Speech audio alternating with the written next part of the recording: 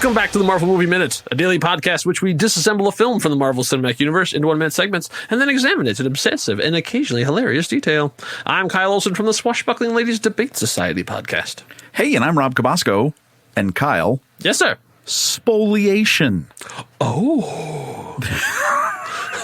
The spoliation of evidence is the intentional, reckless, or negligent withholding, hiding, altering, fabricating, or destroying of evidence relevant to a legal proceeding. 3 possible consequences, depending on the jurisdiction: fines, incarceration, or other corrective measures. I love the ambiguity of that final one. Which is fine. So here's the thing. I thought this was a great line. Thank you to Wikipedia, by the way, as always. The theory of the spoliation of evidence is the inference that a party destroys evidence. It may be reasonable to infer that the party had consciousness of guilt or other motivation to avoid the evidence. I don't know why I bring that up. Maybe something happens in this minute. Yeah. Have you ever seen Life on Mars? Yes. Yeah, that was one of my favorite parts of that, was when he travels back. Basically, Life on Mars is a BBC series. There actually was an American remake, which you can skip.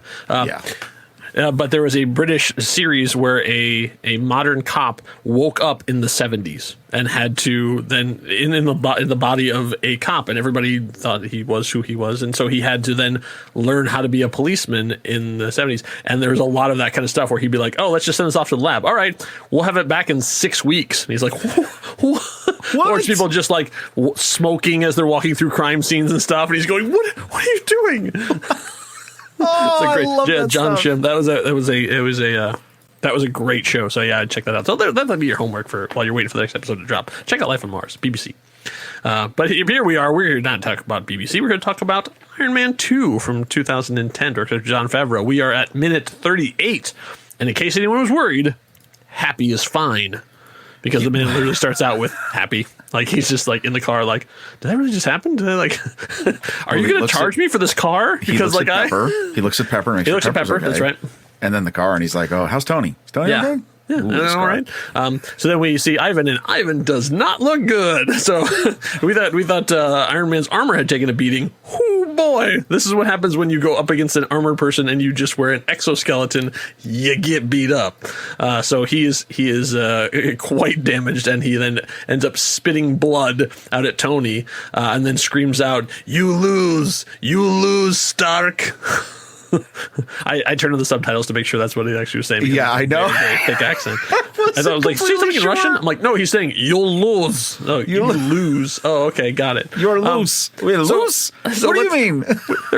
It's interesting that this is the take they used. So let's talk about this. So from that moment, and I think they cut to then a reaction shot of Iron Man's immobile face, and they cut back, and they're then dragging him away. So for a second there, it looks like he doesn't have any legs. Oh yeah. Like, as you watch it, you're like, oh my God, when he fought, the legs really fall off because he got hit by the car like 4 times?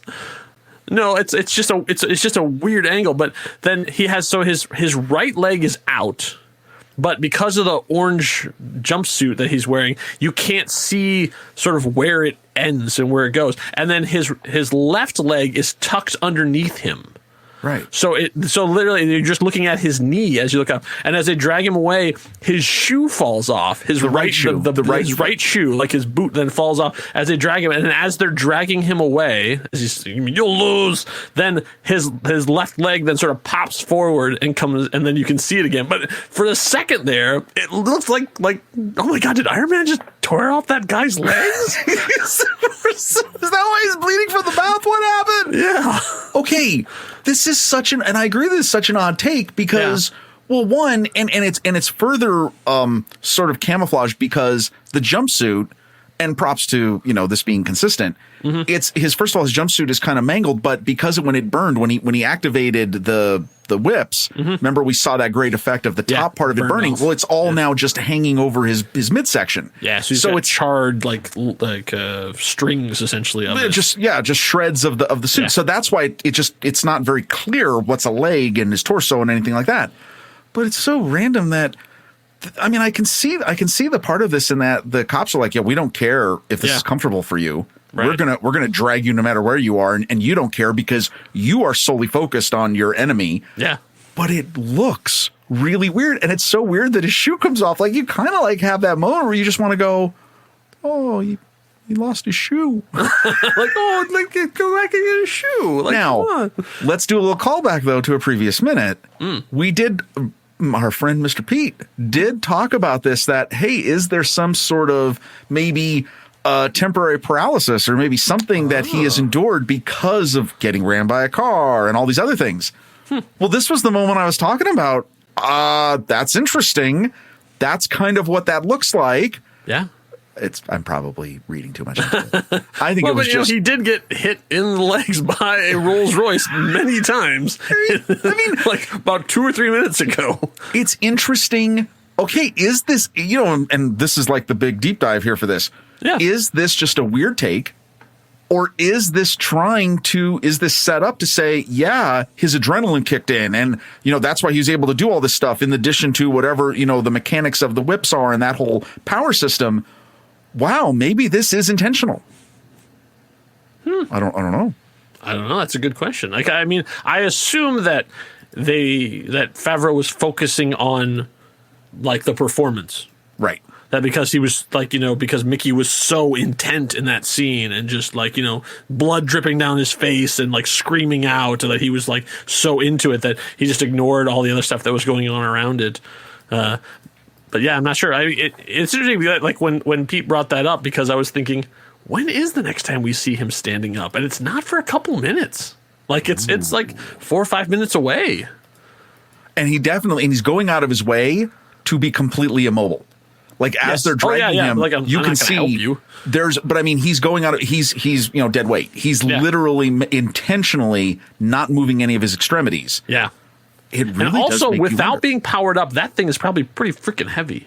Oh, there's that too. Well, he was doing that though as he was rig, walking. Yeah.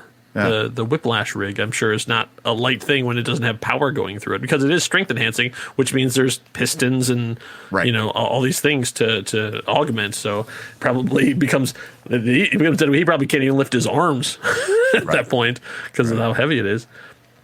But we did see him walking without it being powered up before, so I guess but he's also a strong dude.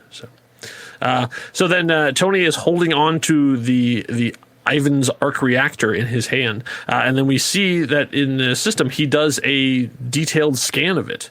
So it goes by very, very quickly, and it's still in the same sort of white basic information. But I think I had an article out this one time, and then I went to check my Iron Man bookmarks, and I could not find it anymore. But somebody had done a deep dive on this, so I'm sure just going off. I couldn't find it, but I'm just going off my memory at this point. But someone had done a factual analysis of the two things, and what I got from the article was that this basically is the arc reactor power level from the Mark I. Like, he had recreated the same power level that Tony Stark used to get out of the cave and fly away.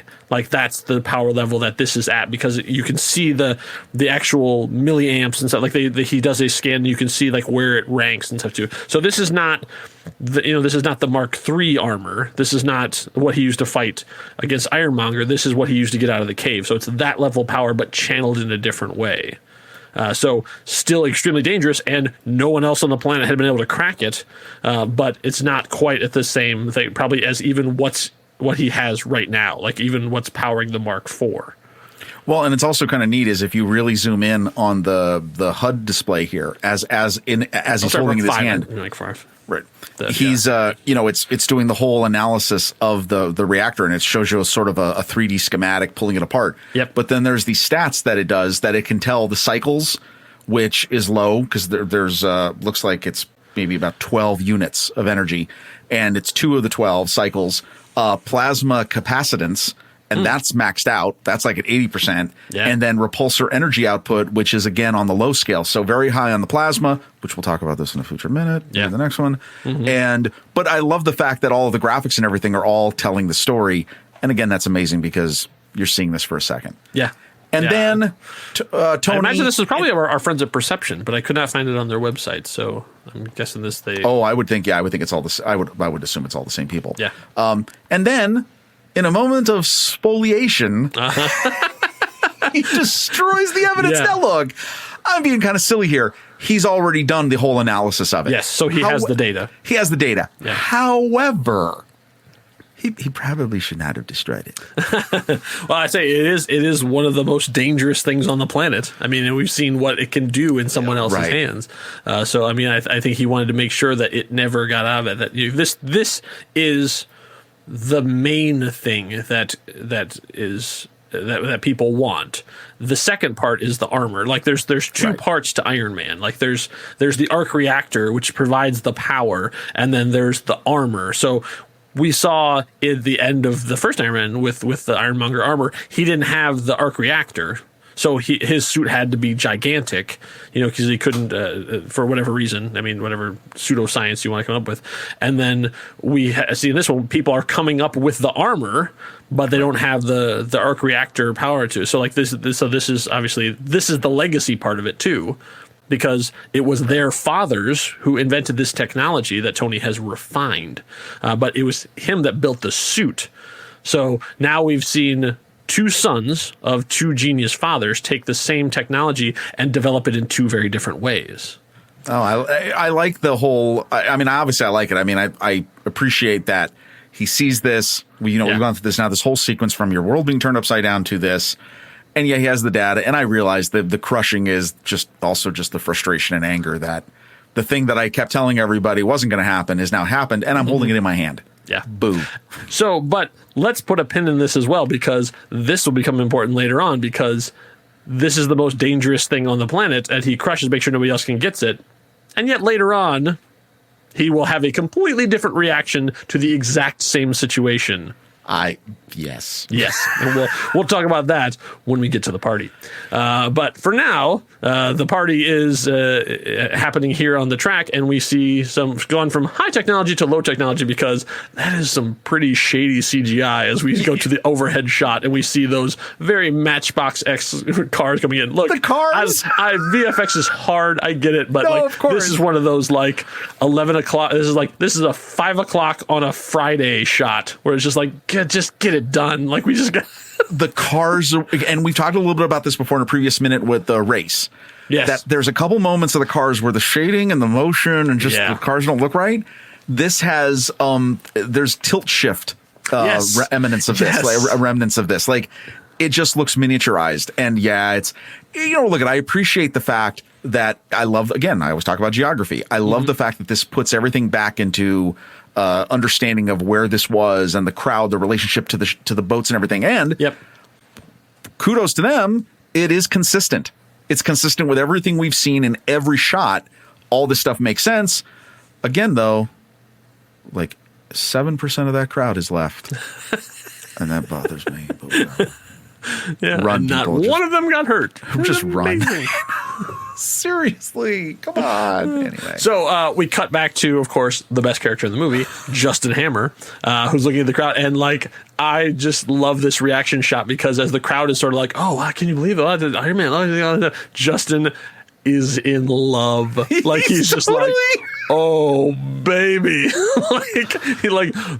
it's out there, the thing I want more than anything else.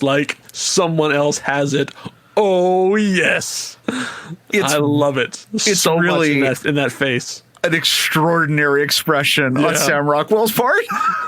It's pretty funny. Yeah, it's great. So we cut back to then the jail.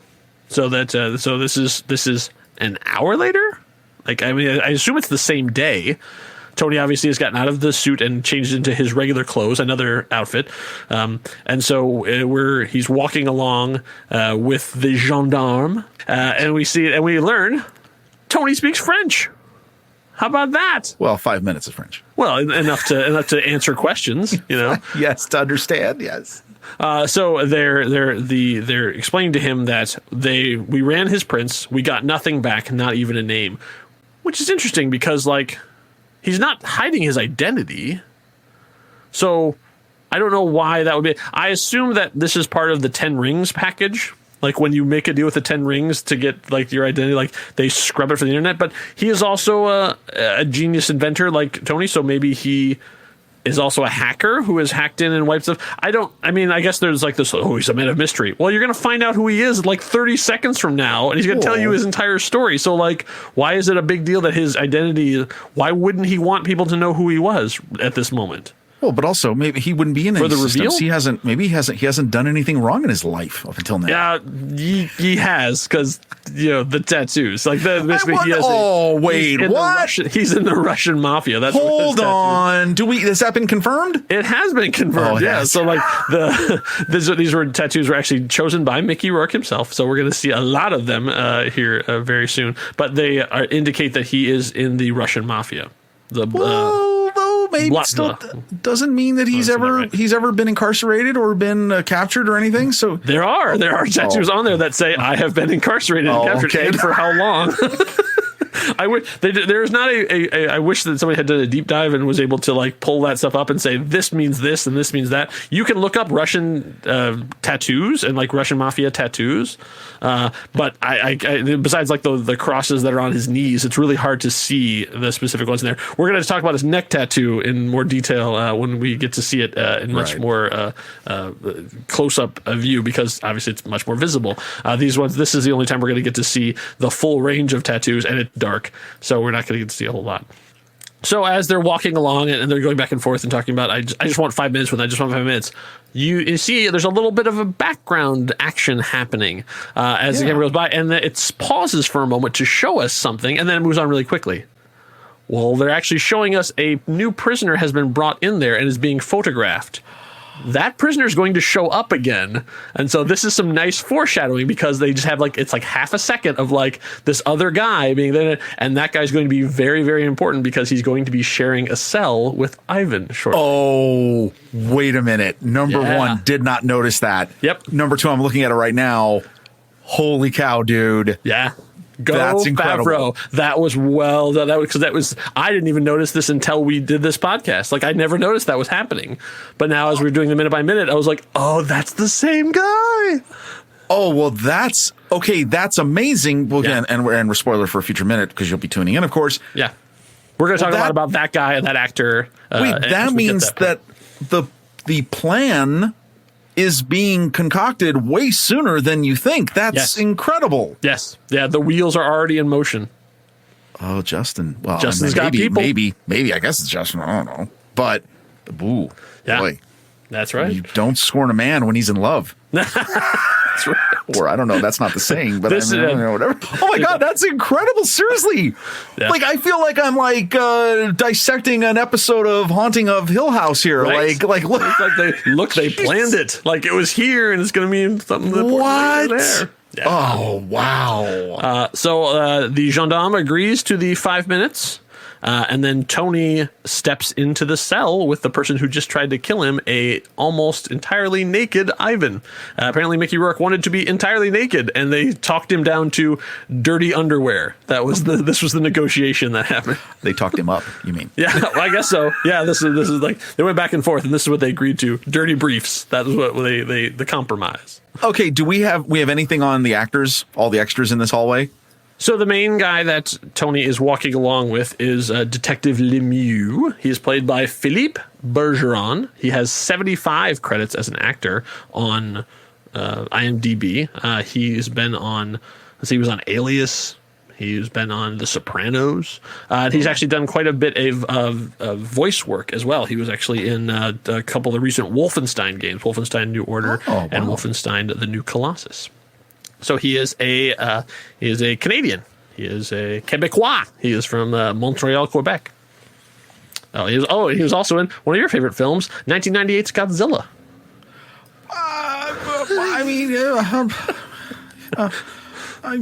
Madison Square Garden scene's not bad. Jeez. And isn't Siskel and Ebert in that too, right?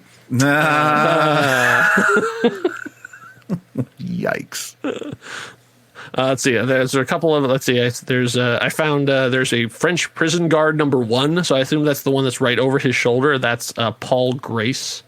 He's got a big G. Gordon Libby vibe. Yeah, that's the guy. Yeah. He has 62 credits on IMDb. As far as I can tell, he is an American actor too, so it's probably why he's not speaking French in this one. Just he's there for the job of looking like a serious person. Well, he's there for the mustache. True. It's true. And he's still working today. He actually had 2 movies come out this year, Runt and The Cursed Man. Hey, all right. So we leave it off at this sequence. Yeah, exactly. Commissioner Gordon is about to talk to the Joker. And yeah, that's exactly it. That's exactly it. That's... Jeez. I mean, we're getting the exact point. We're going to have the two are going to have a very different kind of fight here in minute 39. So you do not want to miss it because it is a scene that people do not talk enough about. So we're going to have to try and overcompensate for that by getting into a deep dive in it. And I cannot wait. Please know, if you've listened to season 2, you know that sometimes we have fun with conversations. Mm-hmm. This is not one of those conversations we are going to, how should I say, take light of. No, there's some real stuff to talk about in the conversation that's about to happen. So one thing that both Ivan and I can agree on is involuntary nakedness is a bad thing. Ooh, so if you have that happen to you, perhaps you should look at some of our merchandise. Yes, that's right. Next Reel has its own merch. You can get shirts, you can get pillows, you can get stickers, you can get mugs, you can even get masks. That's right. You can get masks with the Marvel Movie Minute logo on it. Put our face on your face. Go to nextreel.com/merch. It'll take you to our merch store. You can get whatever you want. And don't be naked if you don't want to be. That's good advice for everyone. That's right. Never nude. So be back here for minute 39 as we get a confrontation between our 2 actors. Enough said. Bye.